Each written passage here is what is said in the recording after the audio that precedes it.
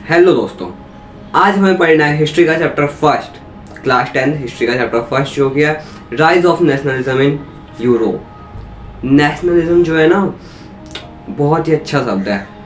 देशभक्ति, राष्ट्रवाद, इसकी वजह से ही पूरे वर्ल्ड में कंट्रीज बनना शुरू हुई थी, पूरे वर्ल्ड में नेशन स्टेट्स बनना शुरू हुए थे, देश बनना शुरू हुए थे। नहीं तो पहले वो किंगडम्स हुआ करते थे, राजाओं के अंडर आया करते थे। और जब से ये नेशनलिज्म आया ना, तो देश पूरे वर्ल्ड में नेशन स्टेट्स बनना शुरू हुए, कंट्रीज बनना शुरू हुई।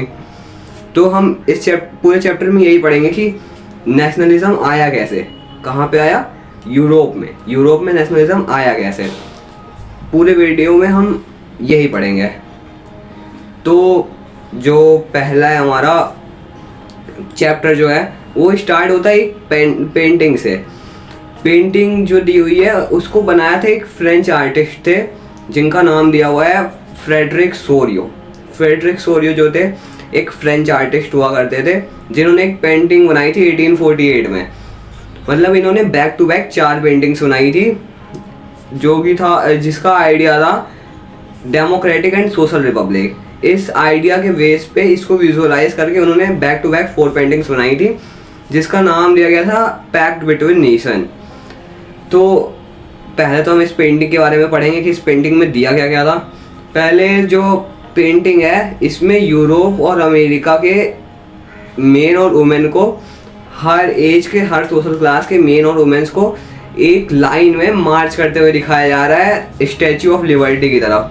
मतलब ये जो है ना, स्टैचू ऑफ लिबर्टी को होमेज दे रहे हैं। मतलब वो होता है ना रिस्पेक्ट देना, वो होमेज दे रहे हैं स्टैचू ऑफ लिबर्टी को, जो कि और उसको पास करते हुए जा रहे हैं मेन और वुमेन्स अमेरिका और यूरोप के। उसके बाद क्या है कि जो यूनाइटेड स्टेट्स ऑफ अमेरिका है, यूएसए और स्विट्जरलैंड, ये पास कर चुके हैं स्टैचू ऑफ लिबर्टी को। इसका मतलब आप समझते हैं, इसका मतलब ये है कि वो नेशन स्टेट बन चुके हैं, वहाँ पे आज़ादी आ चुकी है, क्योंकि वो स्टैचू ऑफ लिबर्टी को पास कर चुके हैं। लिबर्टी मतलब क्या होती है, आज़ादी। आज़ादी उनको मिल चुकी है। देखिए आप पेंटिंग में स्टैचू ऑफ लिबर्टी को स्विट्जरलैंड और अमेरिका पास कर चुके हैं, वहाँ पे आज़ादी आ चुकी है। अब जो बाकी की कंट्रीज़ हैं वो उसको पास कर रही हैं धीरे धीरे लाइन वाइज। मतलब कि वहाँ पे भी अब नेशन स्टेट बनना शुरू हो गया है, वहाँ पे भी अब आज़ादी आ रही है। उसके बाद क्या है हमारा, इसमें 2 वर्ड्स दिए हुए थे पहले ही पेज पे जो पेंटिंग थी। एक वर्ड था एब्सोल्यूटिस्ट। क्या होता है एब्सोल्यूटिस्ट? मतलब एक ऐसी टाइप की गवर्नमेंट जो उस समय एग्जिस्ट कर रही थी। मतलब कि इतना गंदा उसका काम था, जो किसी को पसंद नहीं आता था। वो अपने मन के रूल्स लगाते थे, अपने मन का वो पावर यूज़ करते थे। इसका एक एग्जांपल होता है मोनार्कल गवर्नमेंट जो उस टाइम पे चल रही थी। ये मोनार्कल गवर्नमेंट जहाँ पे राजा का रूल होता है, वो अपनी मिलिट्री से सबको दबाती थी। इसी को एब्सोल्यूटिस्ट कहते हैं। अब एक वर्ड है यूटोपियन। यूटोपियन मतलब इतनी अच्छी सोसाइटी जो कभी एग्जिस्ट ही ना करती हो। A vision of a society that is so ideal that is unlikely to exist. मतलब इतनी अच्छी सोसाइटी जो कभी एग्जिस्ट ही नहीं कर सकती। उसके बाद आता है हमारा 18th सेंचुरी में पूरी तरीके से रिवॉल्यूशन हुए, फोर्स अप्लाई किया गया पूरे यूरोप में। जो मोनार्की चल रही थी इसको हटाने के लिए रिवॉल्यूशन हुए गई। इसका एंड में रिजल्ट क्या निकला? इसका रिजल्ट ये हुआ कि नेशन स्टेट की स्थापना हुई, नेशन स्टेट बने, ओरिजिन ऑफ नेशन स्टेट हुआ। नेशन स्टेट मतलब कंट्री का ही सिनोनिम है नेशन स्टेट। तो नेशन स्टेट वहाँ पे बनने शुरू हो गए, ओरिजिन ऑफ नेशन स्टेट हुआ। पहले तो ये मॉडर्न स्टेट, पहले ऐसे तो है नहीं कि हम मोनार्कल से डायरेक्ट कि हम डेमोक्रेटिक पे आ जाएंगे। यहाँ पे आज राजा चल रहा है, कल यहाँ पे इलेक्शन होने लगे, ऐसे तो डायरेक्ट होगा नहीं। पहले क्या हुआ, मोनार्कल से वो कॉन्स्टिट्यूशनल मोनार्की बना। कॉन्स्टिट्यूशनल मोनार्की ऐसे कि जिसमें पार्लियामेंट भी है और प्लस राजा भी है, वो बना। फिर धीरे धीरे ऐसे नेशन स्टेट आया। पहली मेन बात कि नेशन स्टेट होता क्या है, जिसे पता है कमेंट में बताओ, नेशन स्टेट होता क्या है। मैं बताता हूँ आपको नेशन स्टेट होता क्या है।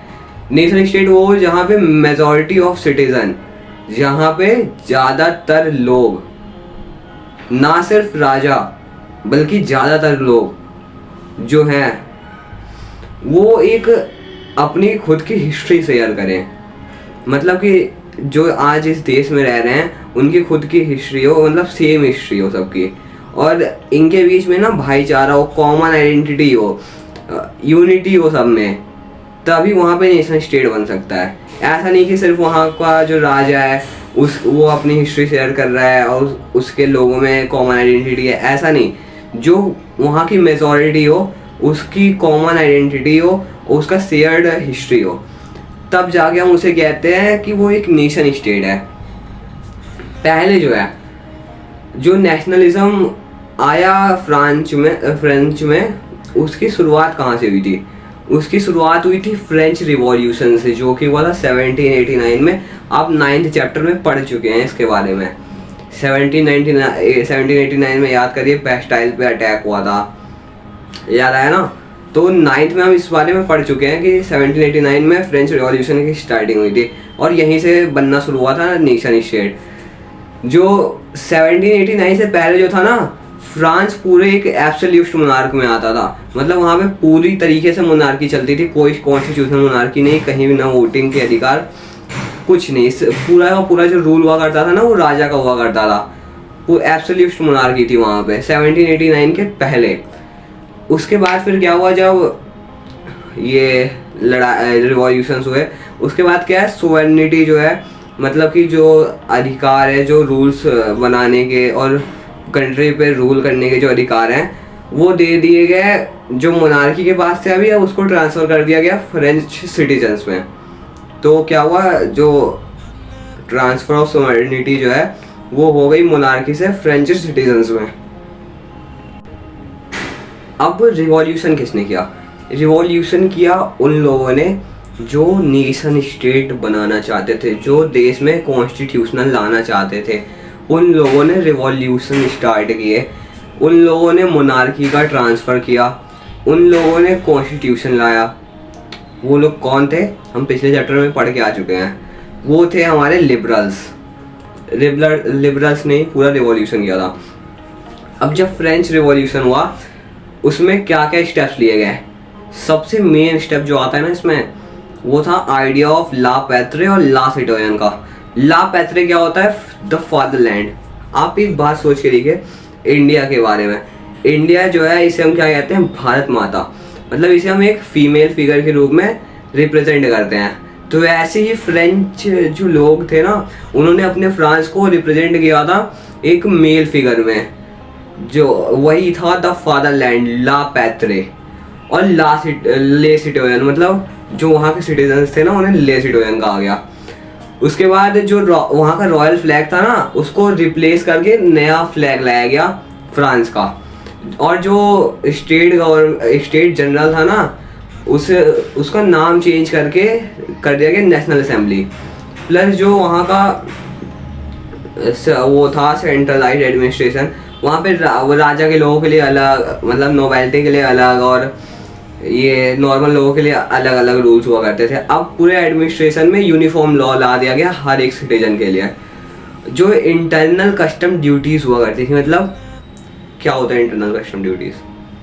जो टैक्स लगा करते थे। जैसे कि हम यहाँ से कुछ सामान लेके जाते हैं कहीं और, तो बीच में जो उस सामान का टैक्स लगता है ना, उसी को हम कस्टम ड्यूटीज़ कहते हैं। तो पहले वहाँ पे बहुत ही जगह कस्टम ड्यूटीज़ लगा करते थे, उसे ख़त्म कर दिया गया। प्लस जो फ्रेंच थी ना, उसे नेशन का कॉमन लैंग्वेज बना दिया गया। जैसे कि हमारी ऑफिशियल लैंग्वेज है हिंदी, नेशनल लैंग्वेज नहीं है, ऑफिशियल लैंग्वेज हिंदी है। वैसे वहाँ का कॉमन लैंग्वेज बना दिया गया फ्रेंच, जो कि ज़्यादातर लोग वहाँ पे बोलते थे। प्लस जो रीजनल डायलेक्ट्स थे ना, उसे ख़त्म कर दिया गया। डायलेक्ट्स मतलब क्या होता है? कोई बता सकता है? डायलेक्ट्स मतलब होती हैं बोली। बोली हम इंडिया का एग्जांपल लेके देखते हैं। बोली वो जिसकी लिपि ना हो कोई। हिंदी जो है इसकी लिपि है देवनागरी, इंग्लिश है इसकी लिपि है रोमन, पंजाबी है इसकी लिपि है गुरमुखी, हरियाणवी, इसकी कोई लिपि नहीं है, ये एक बोली है। इसी को हम डायलेक्ट्स कहते हैं। जो जगह जगह पे खुद की बोलियां होती हैं ना, उन्हें हम डायलेक्ट्स कहते हैं। उसे हटा दिया गया। जो देश को लेके ना नए नए जैसे मंत्र होते हैं वो बने, और हमारी जो प्लेज होती है तो वो सब बनना स्टार्ट हुई, शपथ लिए गए। जो रिवॉल्यूशनरी थे उन्होंने फ्रेंच को एक नेशन बनाना स्टार्ट कर दिया। पूरे यूरोप में नेशन स्टेट की भावना फैलानी शुरू कर दी, नेशनलिज्म की भावना फैलानी शुरू कर दी। उस समय जैकोबिन क्लब बना। सब आपने 9th क्लास में पढ़ लिया है पहले ही। जो था जैकोबिन क्लब बना, प्लस जो फ्रेंच आर्मी थी वो नेशनलिज्म को लेके गई, फैलाया। हॉलैंड में, बेल्जियम में, स्विट्ज़रलैंड में, इटली में, यहाँ पर नेशनलिज्म फैलाना शुरू किया। इसी वजह से फ्रेंच आर्मी को हार्बिंगर ऑफ लिबर्टी कहा जाता है। ये हम अभी बाद में पढ़ेंगे, बताऊंगा क्या होता है ये। फ्रेंच आर्मी ने नेशनलिज्म की भावना फैलानी शुरू करी दूसरे देशों में। ये जो रिवॉल्यूशनरी पीरियड चल रहा था ना, इस समय फ्रेंच आर्मी ही लेके जा रही थी नेशनलिज्म की भावना, पूरे वर्ल्ड में फैला रही थी। अब हमारा आता है एक टॉपिक, नेपोलियन बोनापार्ट। नाम सबने सुना होगा नेपोलियन का। ये था कौन? ये था एक डिक्टेटर, एक आर्मी रूलर, तानाशाह जिसे कहते हैं। इसके बारे में हम पढ़ते हैं थोड़ा। ये एक मिलिट्री का लीडर था। कौन? हमारा नेपोलियन। ये एक मिलिट्री लीडर था। और जो ये था ना नेपोलियन, इसके पॉलिटिकल स्टेप्स थे, इसकी वजह से ये फोकस में आया था। इसने डेमोक्रेसी को ख़त्म कर दिया था पूरी तरीके से। मतलब कि 1789 में रिवॉल्यूशंस हुए, फिर रेन ऑफ टेरर आया, कॉन्स्टिट्यूशन बनना शुरू हुए थे, लेकिन फिर इसने आके ख़त्म कर दिया था। डेमोक्रेसी पूरी तरीके से ख़त्म कर दी फ्रांस में। और इसका रिएक्शन क्या हुआ यूरोप में? जो लोकल लोग थे ना, वो इसको अच्छा समझने लगे थे।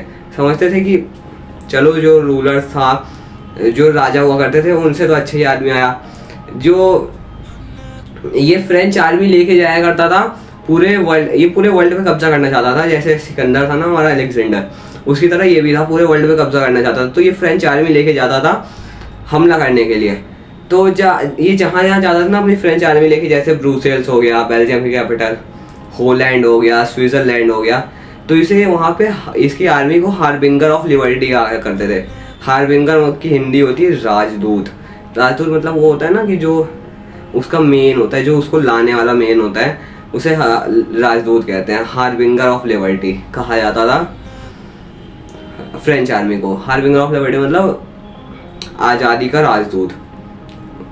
इसको लोग स्टार्टिंग में अच्छा मानते थे, लेकिन बाद में समझ में आ गया लोगों को कि ये भी उतना अच्छा नहीं है, क्योंकि इसके अंदर भी बुराइयां थीं। जैसे इसने टैक्स बढ़ा दिए थे, सेंसरशिप लगा दी थी। सेंसरशिप मतलब जो प्रेस होती है ना, मीडिया, इसको कुछ कहने का अधिकार नहीं था। इसको कुछ प्रेस को कुछ न्यूज़पेपर में छापने का अधिकार नहीं था बिना नेपोलियन के ऑर्डर के। और लोगों को ज़बरदस्ती फ्रेंच आर्मी में डाला जाता था। इसकी वजह से ना थोड़ा इसका एडमिनिस्ट्रेशन थोड़ा ख़राब होने लगा नेपोलियन का। अब नेपोलियन जो है ये लाता है एक कोड, मतलब एक रूल लाता है। इसे हम सिविल कोड ऑफ 1804 भी कहते हैं, और इसे हम नेपोलियनिक कोड भी कहते हैं। सिविल कोड ऑफ 1804 को इसलिए कहा जाता है क्योंकि नेपोलियन जिस साल आया था ना फ्रांस में, 1804 में आया था नेपोलियन, अच्छे से याद कर लेना। और 1804 में ही इसने रूल भी ले आया, इसीलिए इसको कहते हैं सिविल कोड ऑफ 1804। इसमें क्या किया गया, जो पहले से ना लोगों को बाय बर्थ प्रिविलेजेस मिली हुई थी, जन्म से ही अधिकार मिले हुए थे ना, वो सब खत्म कर दिए गए।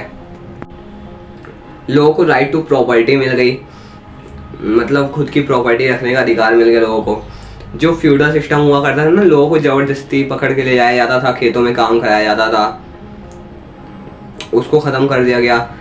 ये जो पीजेंट्स को काम करवाया जाता था खेतों में बिना पैसे दिए, गुलामी करवाई जाती थी, सर्फिडम जिसे कहते हैं, उसको ख़त्म कर दिया गया। गिल्ड रेस्ट्रिक्शन वो होता है कि जो एक होता है ना मार्केट, मार्केट में जो ट्रेडर्स होते हैं उनके ऊपर जो रेस्ट्रिक्शंस लगी हुई थी उनको ख़त्म कर दिया गया। जो ट्रांसपोर्टेशन और कम्युनिकेशन था उसे और इजी बनाया गया। और पहले जो हुआ करता था ना, वेट के मेजर्स जो हुआ करते थे, जैसे हमारे यहाँ पे अगर आप इंडिया में हैं तो 1 मीटर इक्वल टू 100 सेंटीमीटर होगा। अगर आप अमेरिका चले जाते हैं तो भी यही होगा, 1 मीटर इक्वल टू 100 सेंटीमीटर।